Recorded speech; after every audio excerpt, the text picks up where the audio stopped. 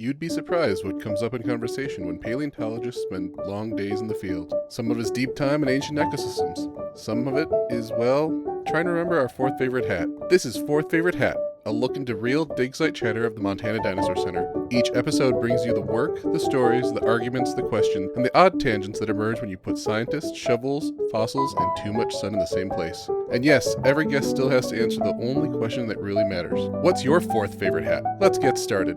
Hello, my name is Andy, and my fourth favorite hat is my South Dakota Badlands dad cap. I'm Bret, and my fourth favorite hat is my Lake Champlain Lake Monsters baseball hat. I'm Bryce, and my fourth favorite hat is my wide-brimmed Denver Zoo hat. For today's episode, we thought we would indulge some requests we've had about reviewing paleo media more in depth. So, with the more recent documentary on Netflix, The Dinosaurs, we figured this would be a good chance for us to watch it and give our opinions as paleontologists. Now, fair warning, this will be full of spoilers, so if you haven't watched it and you still want to, feel free to do that. Additionally, other fair warning, I don't know about y'all, but I'm probably going to do a Morgan Freeman impression at some point because he was the narrator and it will be middling to bad. Do we just want to do like a quick spoiler-free what we thought of it before we get into it? Yeah, sure, we Like can an do overall? a spoiler-free one. My opinion was that it felt like it needed more episodes. I thought Yeah, I definitely agree with that.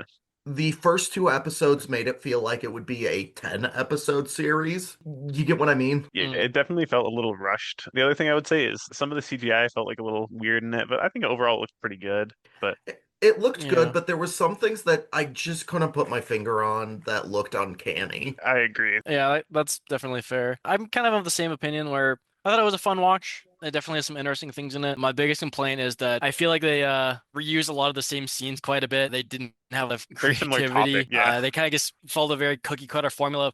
Here's a guy, he's gonna starve to death now, et cetera, et cetera. Spoiler alert, Uh, lots of starving to death. Yeah, they didn't explore much of them actually being animals. It was mainly like the same three types of scenes. Lots of action And though, which is pretty fun. I mean, yeah, overall, like, I recommend it. I watched it with my close friends and had a great time. I Yeah, would say it was that, yeah, definitely it a was fun definitely time worth a watching watch. it. hmm And it isn't that long. It's only 4 episodes, so it's not a huge time commitment either. There was definitely some more fringe ideas that they were stating as facts, which is not an issue specific to this documentary. That happens in every single documentary because it's very hard to clarify this is but one interpretation of the fossils. They also Yeah. had some pretty odd oversimplifications that could lead to some incorrect conclusions. The idea that like all the herbivores and all the carnivores are two different clans, effectively. That Heterodontosaurus is the ancestor of literally every ornithischian. Kind of weird things. Yeah, I don't think those were coming from a place to mislead.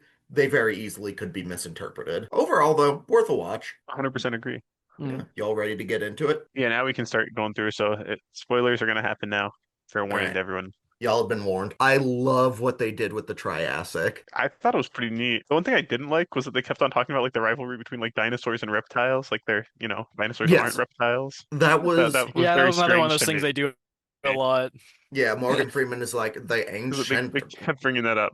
the ancient enemy of the dinosaurs, the reptiles. But dinosaurs are reptiles. What they were saying was non-dinosaurian reptiles, other archosaurs, squamates even. Dinosaur is just a specific type of reptile. Something I did love, and this won't just be in the Triassic, this will happen throughout. They kept giving measurements in terms of different bears. Did you catch that one, Brett? No, like I'm sure they said that, but I don't remember that. Yeah, Like, they were like, Dilophosaurus is 2 polar bears long. okay, I do remember it now that you're doing this. The sad Morgan Freeman voice. Look, I can only do so much of it. They mentioned it in the Triassic too. The measurements were either in metric or in bears. I mean, those are the two standard measurements. Yeah. It's true. Some fun interpretations when they're showing Tanystropheus, the very long-necked reptile. They give it sort of like neck frills, which we don't see much evidence for, but it's not a far-fetched idea, you know? Yeah. Well, what did you guys think of like the opening, I guess, before it even got to the Triassic? Because you know how it started before that with like the I mean, Pachycephalosaurus. it was really rough to hear yeah. Morgan say Pachycephalosaurus, Yeah, I was gonna say that part was and then was hard. just to listen to. showing nondescript sauropods living amongst Edmontosaurus herds, and it's like in Cretaceous North America? I was gonna say, I think it's supposed to be like Alamosaurus, right? I mean, I same they thing. never Presumably. Only clarify. sauropod. You could Albeit, argue it's a I don't believe Alamosaurus, that. but I'm not entirely Yeah, convinced. yeah. And It was just kind of Alamosaurus, and nondescript. I don't believe it's been found. Well, I know it hasn't been found in places that Monosaurus has been found, at Yeah, I least. was gonna say it was never found like further north than like Texas and like New Mexico, right? Don't None that believe I'm so, no. The opening is a old Pachycephalosaurus trying to get to his harem of female Pachycephalosaurs. That one's a little harder for us to prove, but it's also hard for us to disprove if they had mating behaviors like that. Okay, whatever. Not dwelling on it. And he has to cross a herd of Edmontosaurs. And if he doesn't, a younger male will breed with all of his women. And it's such a like, all right, I guess this is where we're starting. Yeah, and then he goes there and he gets beat up by the other one, and he's Yeah, gonna so about to lose the duel, and then a T-Rex just eats him out of nowhere, the other one. Yeah, So so the he young took. buck gets crunched by a T-Rex. And it's like, I know that ambush hunting is important for all predators, but this guy had like some ninja training to get behind the packy. Also, Brett, that's technically incorrect what you said. He didn't eat him. He picked him up, bit him, and kind of just like left him on the floor. When we zoom out, we don't see him actually eating him. He kind of just stares blankly forward. He doesn't actually eat Oh, him. yeah, I Yeah. just kind of assumed he ate him after like watching him get bit. No, they So didn't bother to animate that part. I got to Ah, admit, it is a weird start to then go back in time because it starts at 66 million years ago, and it you yeah, then, that it just felt like such a weird cold open, you know? Yeah. yeah, like nothing I against felt like if they're gonna do a Pachyceph. cold open like that, they could have done it with like the meteor or anything, killing off the dinosaurs, maybe. I don't know. Yeah, You might be wondering how I got here. Yeah, like something like that. it's just like, hey, are you here for the harem politics of Pachycephalosaurs? Yes.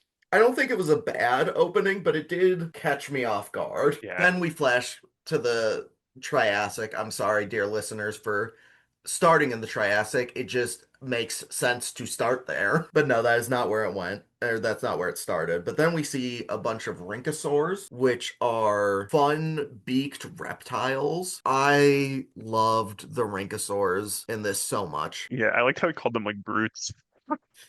Yeah.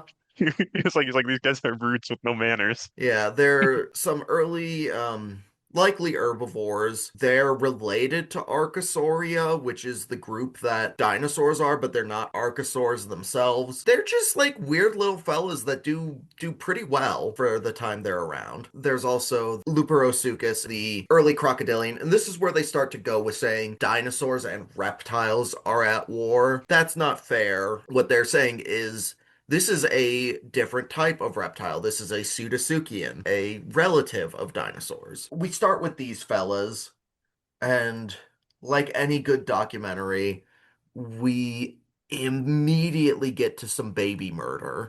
Yeah, What was the the dinosauriformes that they showed? Marasuchus. Yes, No, Marsuchus. the is that what it was? Yeah. So Marsuchus is not a dinosaur itself. This is going to be right outside of dinosaurs. It's like we're almost there, but we are missing a couple features. And the way they kind of portrayed it was that like Marsuchus was like the first dinosaur as well, Mm. which is kind of odd. I mean, Like it's close. It's almost yeah, there. but that's kind of like I felt like what they were talking about, like when they had like the one that survived, and be like it'll like carry on its lineage Yeah. of the dinosaurs. It's like, well, is this the first dinosaur? I mean, like if you didn't know better, you would Mhm. think that that's what they were saying. Yeah, exactly. Also, they kind of implied that that singular Marsuchus was going to propagate all the dinosaurs. Also, Yeah, I just checked because I was a little curious, but the one that we talked about before, that is theoretically the first known dinosaur, maybe Nyasasaurus, that guy, Mhm. is older than this fella Oh, interesting. by about 10 million years. So it makes it even more odd that they're portraying that as like the first dinosaur. But admittedly, Nyasasaurus is a more recent discovery. How recent is it? This came Yeah, out this year. let me Let's look check. and find out. Actually, that's Hey, 2013, so about oh, 13 okay. years. all So right. this was definitely not in the making for 13 years, I would assume. All right, fair enough. I'm just saying it's a little slower for things to reach Hollywood than it is to reach scientists. I mean, that's true. Also, there's kind of the debate on if Marsuchus should have feathers. Yeah, I think that they could portray it either way. They chose to Mhm. do it with feathers, Yeah. which I think is reasonable enough. There's Yeah. not enough evidence one way or the other to make me say, like, they shouldn't have done it that way, you know? But We it don't is worth bringing really, up the debate. because we don't really know when like the origin of like proto feathers was currently, do we? It's still Well, kind of you know, hazy. No, based on it's approximate debated. guesses, at least. Yeah. Yeah. So I mean, it, yeah, I guess obviously we'd never exactly know. But anyways, we just see like Marasuchus babies get devastated by Luprosuchus, by Tanystropheus. They're just getting nabbed up left and right. Poor little guys. Yeah. And this is where the documentary really shines, is like the action scenes are very good. yeah. I mean, it was directed by Steven Spielberg. He has a little bit of experience directing dinosaur action scenes. Oh, there were so Just- many times where like I heard the background music and I'm like, this is like 5 notes different from the Jurassic Park theme. You're not slick, Steve. I Yeah. know what's going on. Something this documentary did really well too, at least in the first 2 episodes, was showing the different divisions of these larger time periods. Yeah, I really liked how they showed basically like Pangea, like after like the big rain episode, like how it Mhm. changed and like how that affected different species and like which ones like came after that and before that. For the Triassic, we're not seeing the same animals for the entire like 51 million years of the Triassic. There's a lot going on. They showed us several different snapshots of that, and I really appreciated that. That comes back to what you're saying at the start, where it like feels like you wish they had even more time to like show these things. Like they could have had an episode for like the early Triassic and then for like the late Triassic. I can't stress enough when I say like the pacing that I Yeah. appreciate, that's the first 2 episodes. This is my conspiracy theory, and I could be wrong or I could be right. I genuinely think they were planning for like a 10 episode series and then got told to cut it down. Yeah, they ran out of budget. Because like that is what the first 2 episodes feels like, doesn't it? I agree. Yeah. Yeah. It just feels very rushed with 4. Yes. 3 and 4 is where it starts to get really rushed, but while we're in episode 1, we start to see eventually as it speeds up after the massive rainstorms. Rainstorms. Yeah. We, we see like the Rhynchosaurs start starving to death. And this is another thing that the documentary did a lot of, is they constantly talked about how a species or a genus was thriving and never showed you any of it. Yeah, and then at the end they're always just like showing starving to death when like something new is coming. Whenever there's a change. Rhynchosaurs are so successful, and the most we see of one is a lone member, the last of his kind, starving to death. Oh, he finds a graveyard field of all of his like dead All of his compatriots, and then buddies. also dies. And then somebody Yeah, comes so up and like eats him. yeah, sorry, that makes it so much better. And then they show like Plateosaurus, which is one of our dinosaur, a prosauropod, a big fella eating leaves. You see Yeah, and the some like Rhynchosaur could not eat the leaves for reference. Yeah, That's why it he was couldn't- starving to death. They're too high. yeah, he was a Yeah. grazer, couldn't browse the higher stuff. And then we see like the tiny Proconsignathus like trying I to like how like they make it at the start. start seem like it's gonna be like big, kind of like play with the perspective a little bit. Like it's about to like Mhm. come out and like eat like the Plateosaurs. That was fun. I liked that. That was a lot of fun. It moves on to Liliensternus, another dinosaur measured in terms of being 2 bears, and it's stalking some pterosaurs that are doing a very spore mating dance. If you've ever It played, really Spore was a being Spore-esque video game dance. from around like 2011. yeah, Very fun game. super fun, We've talked very we've talked about janky. Spore before. Wait, was that Dilophosaurus or was that like one of his like relatives? No, No, this that was was the the a different guy. Dilophosaurus. This was Was it? Liliensternus. They Yes, made it yes, look a yes. lot like a Dilophosaur though. I mean, They I mean, did. I guess they do look pretty similar. They gave it like head crests similar to it, right? Like a there's Dilophosaur. debate on did. if Liliensternus would have those. But they gave it that in the documentary. Yeah, and this is sort of where one of the comments comes up of, I'm pretty sure they were just reusing models. I think so, because it looked very similar to their Dilophosaurus model. Actually, I brought this up to like Andy and our director Dustin, but I want Bret your opinion on this because maybe I just saw it wrong. But Mhm. did Plateosaurus and Massospondylus have the exact same model but with a different color palette on them? I mean, I could 100% believe that. Because that's what it looked like to me. I mean, and that's what I was saying. Like this, the Liliensternus looked very similar to like the Dilophosaurus. Like it Yeah, just and to also be had like a fair, similar. Like as they used the far- exact same crest to look like. yeah, Liliensternus is about 4 groups out from being within the grouping of Dilophosaurus. So like, it's related. It should be noted, but it's not the same. I did like how they were talking about camouflage, orange-based camouflage, which is actually something we see, tigers, great example. Mm. We don't know the color of Lillensternus, but we have seen color preservation in Boreal pelta, chemicals that make that orange coloration. So this is something that's entirely possible. Yeah. Basically, Lillensternus is stalking a bunch of nondescript Triassic pterosaurs, probably Salus deventus. I say probably. We're talking right now about the reuse of models, and Assets. it looks a lot like their Dimorphodon as well. I was gonna say, yeah. Then it gets one and starts to eat, and then another hyper predator, the smock, which is always just a fun one. It's a large carnivorous archosaur. It's not a dinosaur, but I would understand why people are confused by it. They're about to fight, and then there's a massive volcanic eruption. It's just so funny, I think, the eruption, how they portray it. They like Yeah, zoom in on the dinosaur's eye. and Just like just sees the lava. the whole, well, that can't be good. Good first episode. Yeah. Yeah. Definitely was a lot of fun.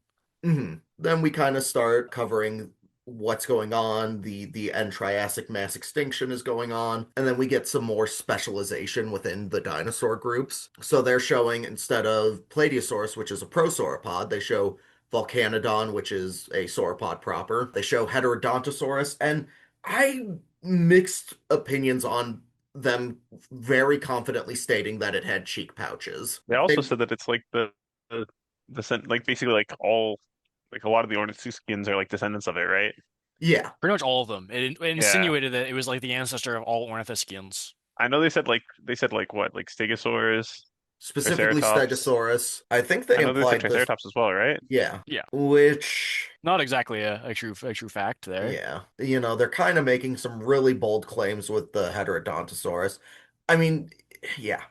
It is cool to still look at. It's a very weird creature with super specialized teeth for a dinosaur. Oh, also, I want to check because I was like, well, Plesiosaurus being a prosauropod gives rise to the sauropods. Plesiosaurus and Volcanodon did not have overlap in But them. they did have overlap with Massospondylus, our boy. Oh, poor Mesospondylus. Massospondylus is such a key example of the off-screen flourishing we were talking about On with, screen starving to death. yeah, because they're like, Massospondylus thrives for 17 million years. And the scene we see is it can't reach food that the Volcanodons are eating, and it whimpers. And then we see Heterodontosaurus eating all the pine cones, and Massospondylus looking down like, I wanted to eat that pine cone. And the next time we see it, he's about to starve to death like the Rhynchosaurs, but good news, he dies in a forest fire. Hey, but all of his friends also die in the forest fire. Just like the Rhynchosaur, all of his friends all starved to death. Yeah, it was like, you're not really selling that it thrived for 17 million years. Maybe let's not use the word thrive so liberally. Yeah. There was also like the Dilophosaur that was trying to woo the other Dilophosaur, and then he just gets hard rejected. That was funny. There were the birds bullying Sinraptor. Yeah. They have the Allosaurs. Oh, the Allosaur scene was great. How'd you feel about that? Yeah. I mean, as an Allosaur fan, I gotta respect the Allosaurs. Yeah, so this one, they show a lot of fun stuff because allosaurs, anytime we find their fossils, they are beat up. These guys lived hard lives, and they convey it pretty well in this. Yeah. Why don't you tell us about it, Brett? They're kind of beat up and they go and, fight the Stegosaur. And Allosaurs always get beat up in all the documentaries when they're hunting. Felt kind of inspired by like Big Al almost. Yeah, I did like hearing Morgan Freeman say the phrase Thagomizer. That was satisfying. Yeah. But yeah, Thagomizer is just a fun word. basically They an also had the old... fun, ironic timing of. So they have this big old female allosaur who is battling a stegosaur, and they're like, she's played this game before. She knows how this is done. And then about 20 seconds later, she gets brutally smacked in the hips by a thygomizer and just dies. Yeah. Well, she doesn't just die. It's much worse. As she's dying, the male that she bullied away from food eats her. Yeah. And this is based off of the fact that we do see cannibalistic scavenging in allosaurs. Food's food. And pretty much most meat-eating dinosaurs that we have large records of, we see cannibalization. That's I not mean, just we've got a it. unique thing to Allosaurs. We have some at our museum. Yeah, we've got it between Daspletosaurs. Now, the question of how intense would it be, ours is scavenging. Allosaurs, we think, definitely maybe killed a few of each other for food. Hmm. There was also sort of the conversation we had when we saw the stegosaurs. They gave them a very pinecone looking backplating. Nothing too brutal, but it was an interesting design that we hadn't seen. Also, the female allosaur just eats one of those, and it's like Yeah, that's not not a the lot of part. stuff there to eat. That's not the part you want to go for. Honestly, the Jurassic one was pretty fun. Yeah, I think it was one of the better episodes. I wish that there was more of it, but is what I it mean, is. Oh, you know what bothered me? When they're like, well, Hmm. how come dinosaurs haven't gone into the water yet?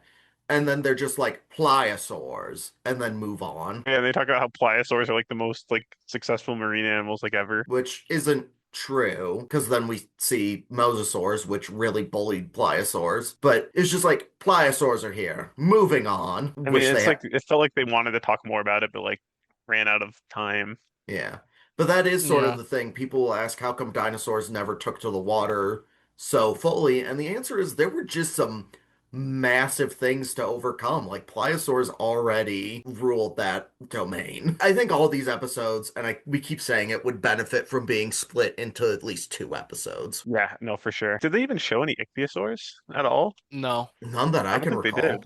Yeah, At least that's what I'm if they thinking. did, it would have been like a background shot, and they never mentioned it. And they didn't even talk about like ichthyosaurs, which are, A notable pretty player. cool. Yeah. Yeah. We'll get to it later, but like, I know this documentary wasn't called The Pliosaurs or The Mosasaurs or The Rhynchosaurs, but like, I feel like some of where they put their attention on was kind of weird. I agree. This'll get into a later thing, but Brett, we Yes. saw Hesperornis get nuked twice for more time than we saw, like, of the Hadrosaurs, it seemed. Yeah, I mean, there's not a lot of Yeah, hadrosaurs, right? There's the Edmontosaurs in like the first and last episode, right? Is that it? that is it. Yeah, and I mean And all the hadrosaurs, are hadrosaurs are Edmontosaurs. Probably one of the biggest dinosaur diversification events. Yeah, I mean, if we're being super duper generous, we could say that they had both solid species of Edmontosaurus, since like we cut to like right after the Campanian, at which point that should be Edmontosaurus regalis, and then we go to the end, so it should be Edmontosaurus annectens. So technically, I guess they have two Edmontosaurus. We're we really could have, stretching it.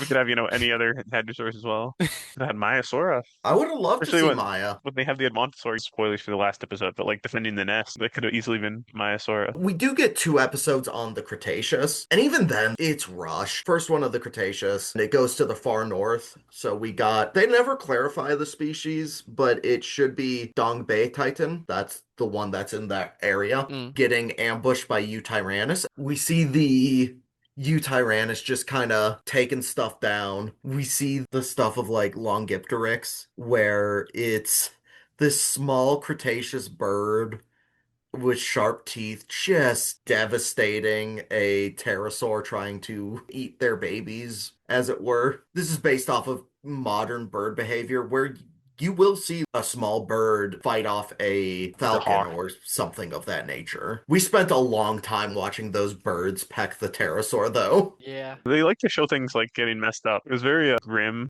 depiction, Yeah, which I that's guess, fair. is fair. Nature is oftentimes pretty grim. Yeah. And it kind of moves then, talking about, stuff being grim. There's Yan Bai Long, which Another is guy starving to death. the last type of stegosaur that we know of not able to eat the very tough plant material. Just so much starvation. It happens like every episode. Yeah, so Always have this to is have kind of somebody what we were starving to talking death. about with like hitting some of those same beats. What they show then is how ankylosaurs, a relative of stegosaurs with more heavy armoring, kind of take the role, as it were, because they are able to just eat way more efficiently. And I love Anks. They're my favorite guys. I'm really confused with how they started with the fella. So there's Paleoropilites, and they just have him swimming. And it's weird because these are not agile creatures. They're very dense. You wouldn't think of them to be like swimmers. There is a ankylosaurian that people hypothesize was a swimmer. It's a hard sell.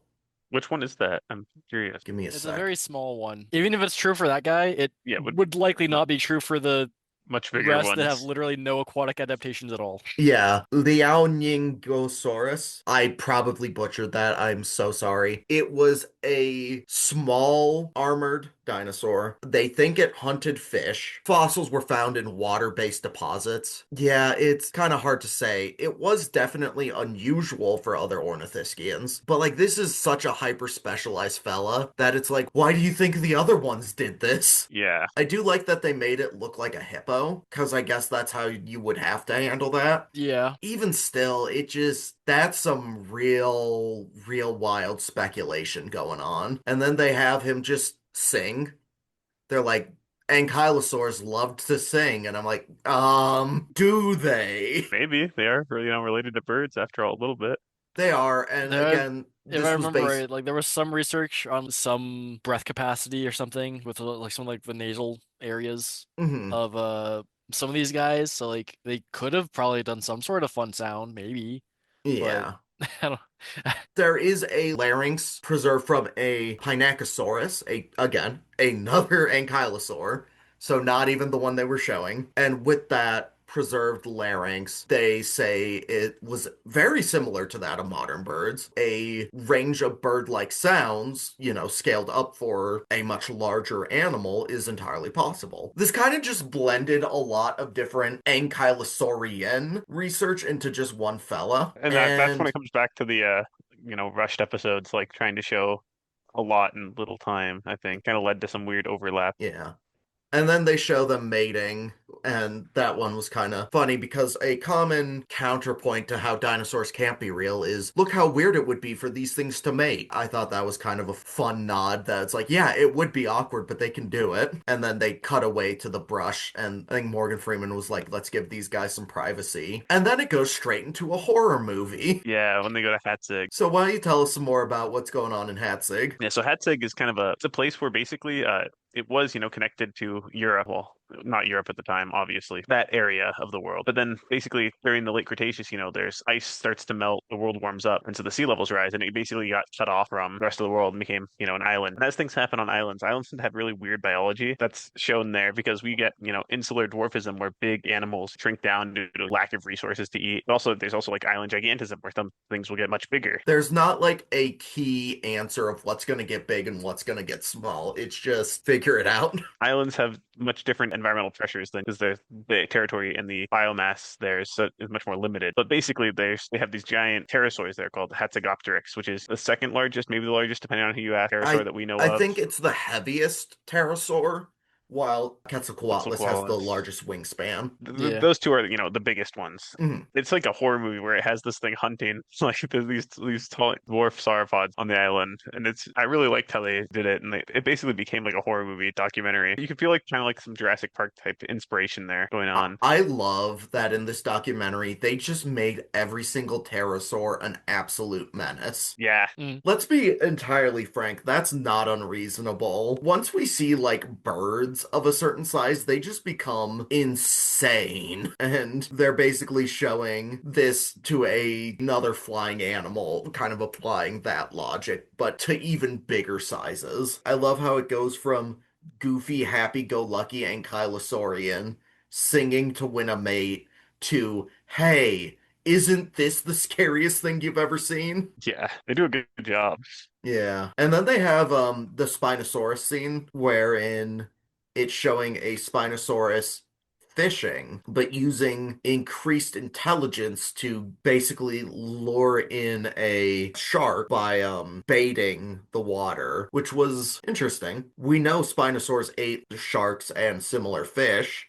It's in their gut contents. The baiting part is one of those things that is pure speculation. Yeah, How did I you think feel about it? I agree, but it made for a cool scene. It I also did. really liked the little pterosaur that landed on him, and he kind of just looked over and was like, "Whoa!" Oh and just yeah, shook his little back. And there was a pterosaur like pecking at the Spinosaurus, and she couldn't move, and is just looking with extreme frustration as she waits for the shark to swim in her jaws. That was funny. It's one of those things where I can see where they're coming from, but at the end of the day, it is interpretation. It is speculation, and I don't think that's always properly conveyed in documentaries. Yeah. It was a fun scene, though. We just skipped so much of the Cretaceous. Yeah. Bryce, tell us how you felt about that. Pretty sad. As you all know, I'm a kind of a hadrosaur guy. Hadrosaurs, very abundant fellows. A lot of their diversification and spreading out happens during the Campanian, which is the second to last little stage of the Cretaceous. Hmm. How much Uh, of that did we see? None. We actually skipped the entirety of the Campanian, which is very sad. Aside from like the very end, that's one of the periods we actually have some of the most dinosaurs from. Mhm. So that's unfortunate. It was a really weird decision, It was kind of odd, very strange. kind of leaning into our rushed hypothesis. Yeah. Along with that, though, like the initial like shock of why are they doing this after that wore off, I do love the scene that kind of followed. Yeah, that was kind of silly. We see Morgan Freeman talk about North America's answer to the marine adapted dinosaur that is Spinosaurus, and it's a bird called Hesperornis. We talked about this in the Judith River Formation episode. Google him. He is silly. Not an ounce of respect was given to Hesperornis in this documentary. Having him get destroyed. Morgan They were so Freeman mean is to him. like telling us how he's gangly and awkward and no one loves him and just not a single positive trait. But he is fast in the water and we're like, oh, okay, sorta. We see a mosasaur outspeed him, a tylosaur, which is one of the fellows I studied, so I will admit I did change sides briefly when I saw a tylosaur was brought in. So even you preyed on his downfall then. Well, just when the Tylosaur was involved, but the Hesperornis is dodging and ducking, and he finally gets to the shore, and we're like, oh, he survived. And then the Tylosaur just jumps up and gets him anyways on the shore. It pushes itself up with its beak, because they practically didn't have arms. And Yeah. it really just looks so undignified, and is like, truly, Morgan did not describe Hesperornis in a flattering way. They show him tripping and bumbling, and then in his most dignified moment, he gets eaten. It was pretty funny though.